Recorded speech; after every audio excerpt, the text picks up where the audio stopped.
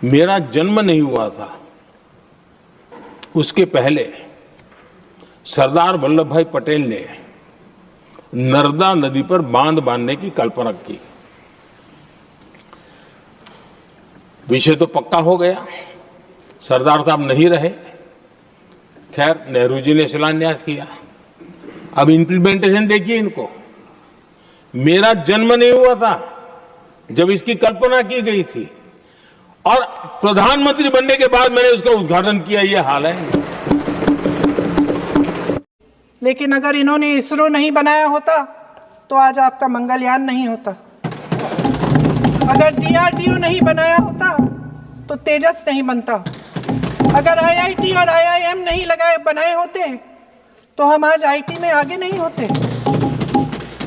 अगर एम्स नहीं बनाया होता तो हम कोरोना की जब बड़ी चुनौती का सामना कैसे करते। हाँ, वही बना कुछ भी। इसका मतलब है इस मुद्दे का जवाब नहीं है आपके पास।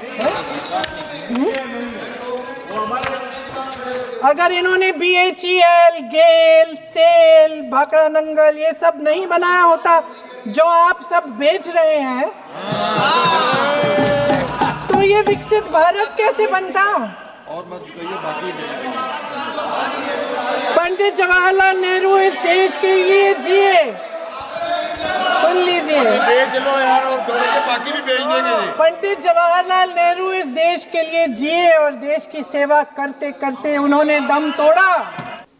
हमारे प्रधानमंत्री महोदय 12 सालों से इस सदन में हैं। छोटी सी सलाह है कि नेहरू जी से जितनी भी शिकायतें हैं, जितनी भी गलतियां उन्होंने की आपके जहन में, जितनी भी गालियां देनी है, जितना भी अपमान करना है, उसकी भी एक सूची बना दीजिए और फिर हम एक समय निर्धारित करते हैं। अध्यक्ष महोदय जी से पूछेंगे, एक समय निर्धारित करेंगे, 10 घंटे, 20 घंटे, 40 घंटे, जितने घंटों में आपकी ये शिकायत पूरी हो जाए। माननीय सदस्य, आप तो लेकिन इस सदन का कीमती समय, जिसके लिए हमें यहाँ पे जनता ने भेजा है, जैसे हमें जनता की समस्याओं को हल करने के लिए चर्चा करनी चाहिए, इस्तेमाल करना चाहिए, उसको इसी के लिए इस्तेमाल करिए। उसके बाद जैसे अंग्रेजी में कहते हैं ना, जैसे अंग्रेजी में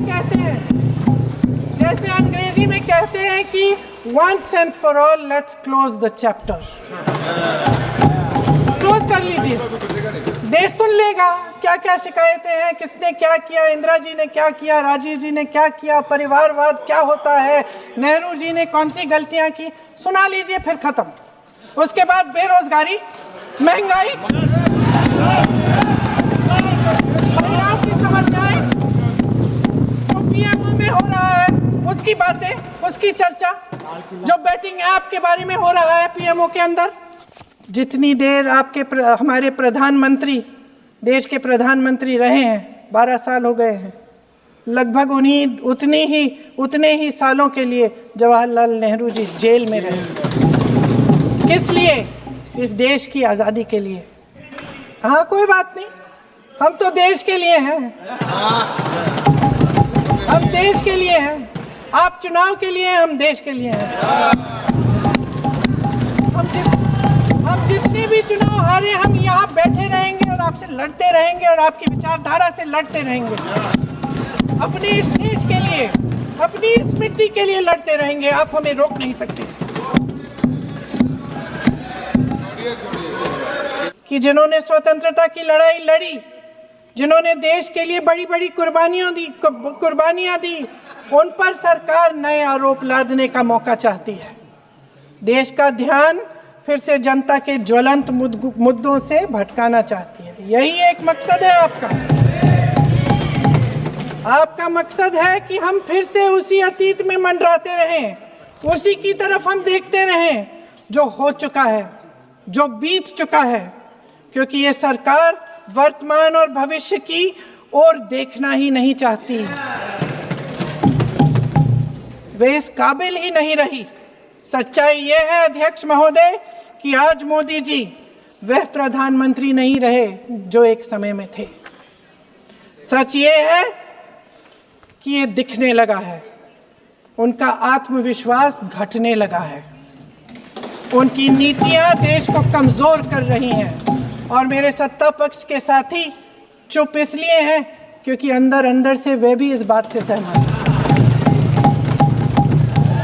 आज देश के लोग खुश नहीं हैं अध्यक्ष महोदय, परेशान हैं, तमाम समस्याओं से घिरे हुए हैं, तमाम समस्याओं से घिरे हुए हैं और उन समस्याओं का हल आप निकाल नहीं रहे हैं।